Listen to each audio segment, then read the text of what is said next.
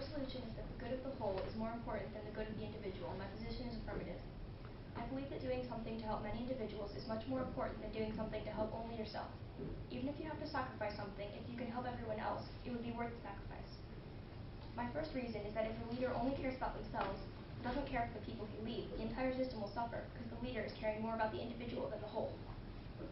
One example of this is Napoleon from the book Animal Farm. Napoleon took all of the food and luxuries of the farm for himself and gave the bare minimum to the rest of the animals. He overworked and underfed his so-called comrades, and Animal Farm suffered a lot because of this. If Napoleon had started working for all of the animals, Animal Farm would have been far more successful and everyone would have been happier. Kaiser Wilhelm II in World War I is also an example. He lived in luxury while his people starved. If he had sacrificed just a little of his riches for the good of the whole and thought a little more about the good of his people, he would have helped Germany. He put his own good before the good of his people, and his country suffered because of this. The good of the 67 million citizens of Germany is far more important than the good of one leader. My second argument is that even if you have to sacrifice something, if it aids the whole, it's worth it. Say you are playing captain the flag in PE. There are 5 guards for the other team's flag. If your team sends out 6 or 7 members of your team to try to get the flag, a maximum of 5 of them will get tagged by guards who have to escort them to jail, leaving the other 1 or 2 players free to get the flag and run back to their side. By sacrificing a few members of the team to get caught, you can win the game. The good of the team is more important than letting a few people play it safe on their side of the line. As basketball player Cary Academy said, "A team will always appreciate a great individual if he's willing to sacrifice for the group." Here's another role-play example. You are put into a group and need to assign parts of the project to people in your group, and you really want to do one part of the project, but your teammate also really wants to do it. You both know that your friend would do a better job.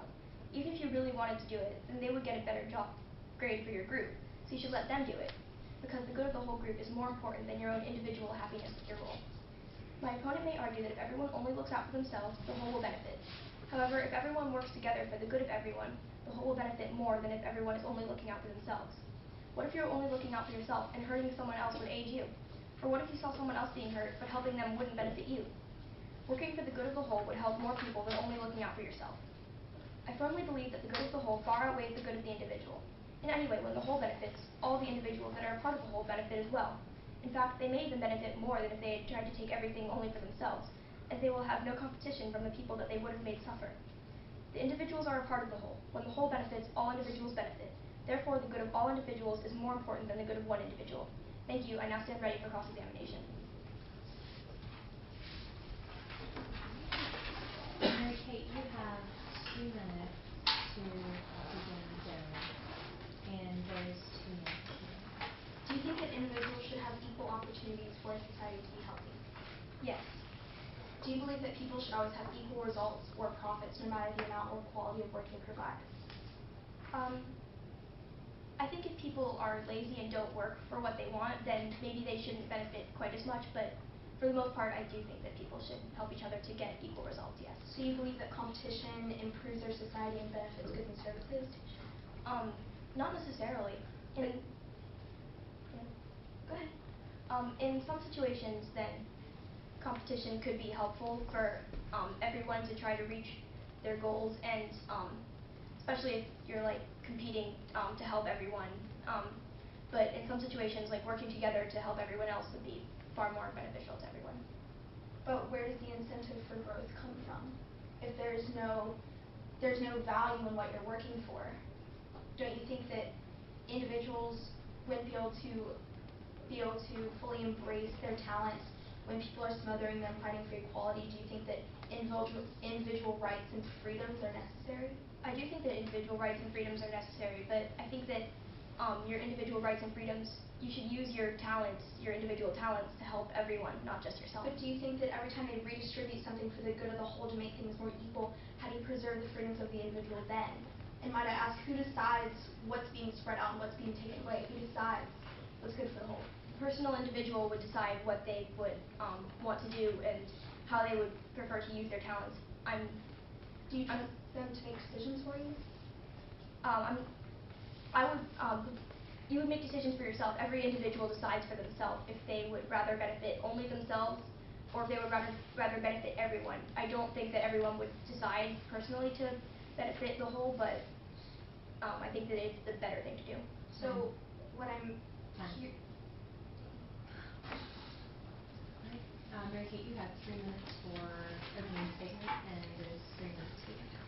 Legendary coach Vince Lombardi once said, individual commitment to a group effort, that is what makes a teamwork, a company work, a society work, a civilization work.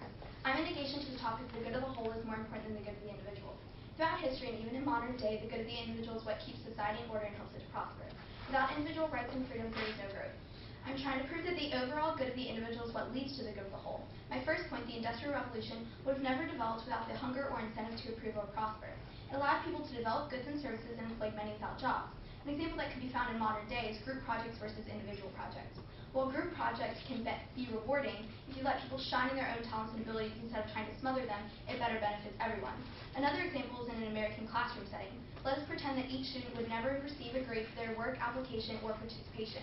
The students would lack the drive to learn and the teachers the lack of interest to teach. The slight pressure and competition of the grading is actually extremely beneficial to the whole classroom atmosphere. As you can see, when individuals are given the chance to find their talent, they can come together as a more established whole. In addition, making decisions based on the good of the whole can lead to absence in individual freedoms and motivations of society. The Great Leap Forward, led by Chairman Mao, was used to create a modernized society and with the Communist Party's support of industry and agriculture. This decision took away individual rights and freedoms and required citizens to work for the government instead of themselves, which ended in failure, resulting in millions of deaths. In fact, in 1960, the death rate was 25.4%. Secondly, the novel Animal Farm by George Orwell, Boxer, one of the main characters, was injured badly, and the leaders decided to ship him to a slaughterhouse. Even though a nice care center might have cost more money or inconvenienced them, it would have been better to take care of an animal who had made many contributions instead of sending him off to be killed. During the Russian Revolution, ideas of communism flooded the people. The government took away wealthy farmers' land so they could redistribute it among all the farmers. This was unfair because the farmers who had worked for the land had it taken away. Overall, some choices that can be made for the whole can have a terrible effect on the individual. Finally, all this information proves that the whole's victory is less important than the accomplishments of the individual for several reasons. My opponent may argue that equality is deserved among all people, but it is individual greed and hunger that is what gives us this whole society a chance to prosper. When an individual succeeds, it then creates room for a whole to succeed as well. While sometimes choices used to benefit the society can end in terrible conclusions. Poverty, lack of initiative, no freedom. That is the true meaning of the good of the whole. Thank you. I now stand ready for cross-examination. Zoe, you have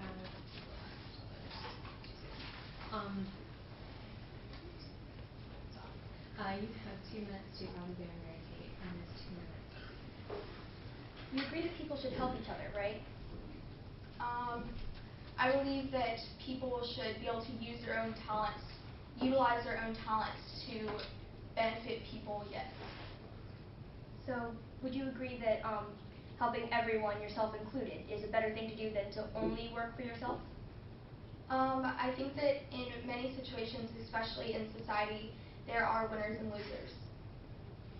But just in general, is it better to help more people? Like, is it better to use your talent to help everyone, to benefit everyone, than to only use it for yourself and let others suffer? In an example of, I guess, wealth in society, no, I don't believe that, because there's a theory called the zero-sum game, and it is believed that for me to win something, you would have to lose something. But in society, especially in wealth and the economy, me being super wealthy does not mean that you have to be super poor. So I don't have to take something away from you to gain something.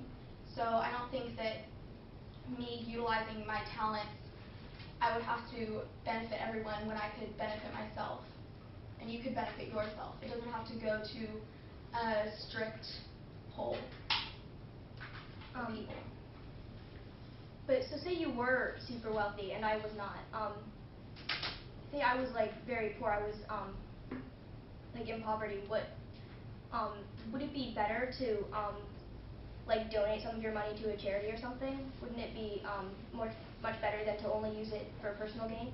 Well, usually in society, if I was super wealthy, I would be investing in different stocks and businesses, and therefore the money would also be distributing back to people already, which would not only be boosting other businesses, but boosting myself.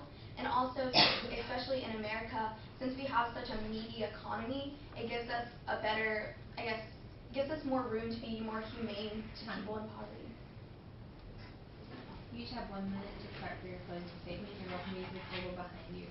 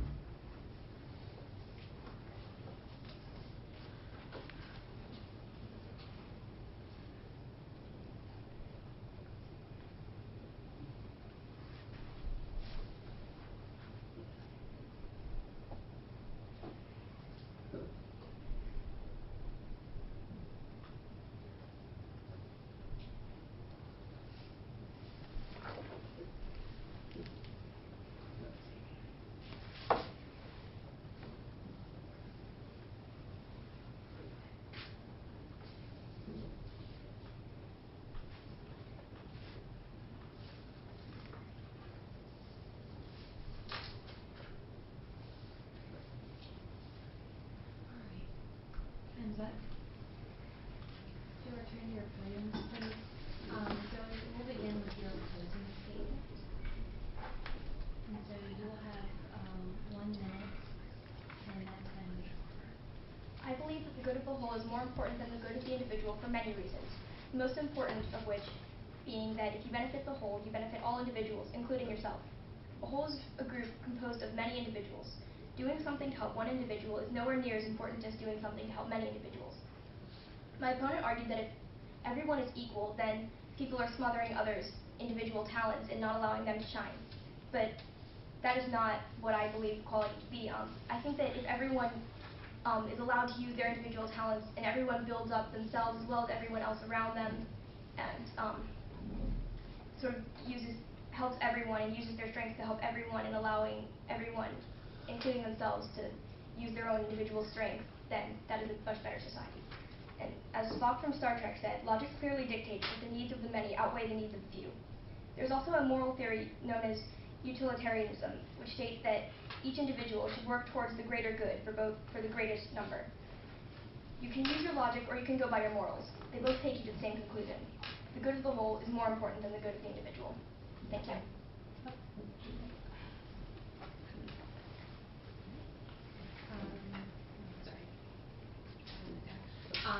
You have 1 minute for your closing statement, and we're stating that time again. So, As you can see, the individual is much more important than the whole. The importance of the individual is what leads to the overall healthy and maturing society. When social and political experiments are used for the good of the whole, it always ends badly. My opponent, through cross-examination, admitted that while fighting for equality, individual rights and freedoms can be lost.